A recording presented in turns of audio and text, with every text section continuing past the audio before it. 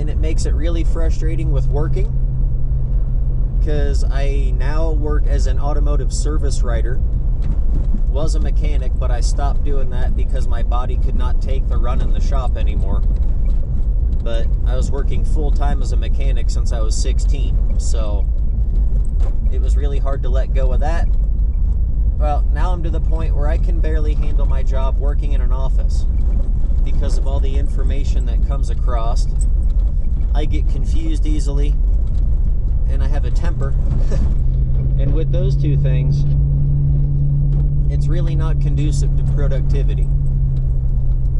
But I've also, up until, I've been a smoker off and on this whole time. Through the 9 years I've been an MS patient, it's been hard to drop the cigarettes.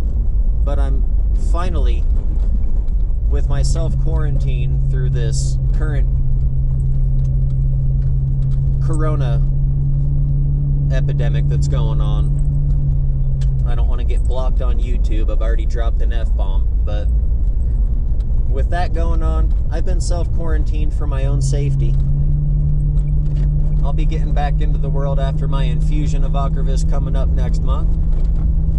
But, I mean, there's been ups and downs. I know I've been harping on a lot of negativity, but I will say there's been a lot of positives that have come through. I've changed my diet. I've started eating better, feeling better, exercising better, trying to better myself to overcome this disease. I've made some great connections through the time.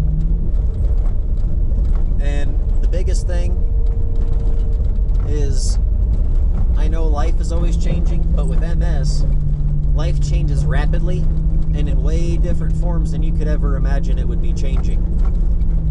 So you always have to be on your toes. You have to be able to listen to your body and identify changes. Listen to what's going on. If you feel different, acknowledge it. Tell your doctor. Do not sleep on these issues. It is critical that you stay on top of what's going on. Because if you get lazy and let it build up, it's going to get to the point where your neurologist gets frustrated with you. And yeah, it's their job to work with you, but at the same time, it's a give and take between the doctor and you. If you can't keep up with the information, you're not doing well on your job. And your job is to watch yourself. And I know it's hard. It's really hard, especially for the condition I deal with. Because like I said, I have a lot of cognitive difficulties. Memory issues. Physical issues. Like I mentioned earlier, that left leg that fell out on me in the beginning.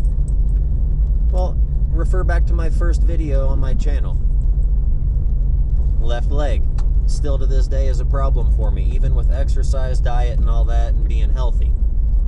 So, just keep in mind, symptoms will come and go, but once a lesion is there, and you've surpassed remyelination, it becomes to where it'll calm down. Your symptom might go away once the attack is over, but you can get pseudo-exacerbations, and that can come back. And sometimes it can become a permanent part of life.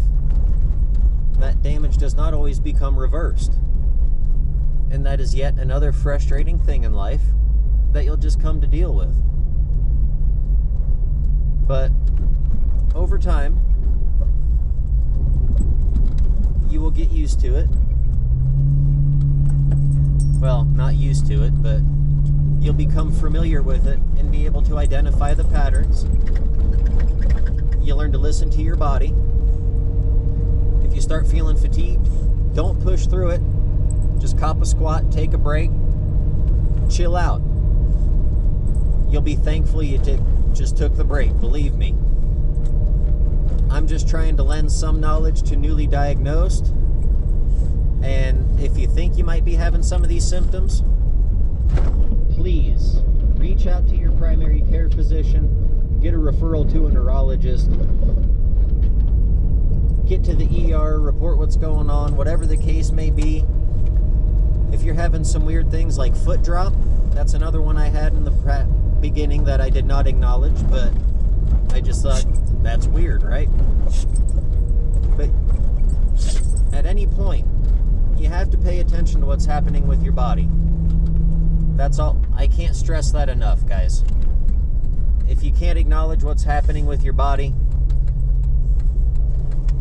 you're going to be running from this disease, and it can wreak havoc on you if you let it go unchecked. Please believe me on that.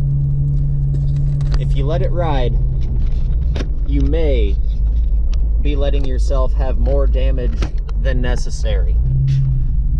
And believe me, I so wish I could go back and tell myself to go back and go to the doctor when I first started having these issues back in 08, 09. But anyway, until then, guys, I hope you're having a great day. If this was helpful to you or you enjoyed the video, it was some great scenery, I know. And I gave you some good tips. Little black squirrel. Let's get some nature into it. Look at that. Anyway, I hope you're having a great day. We'll talk to you guys later.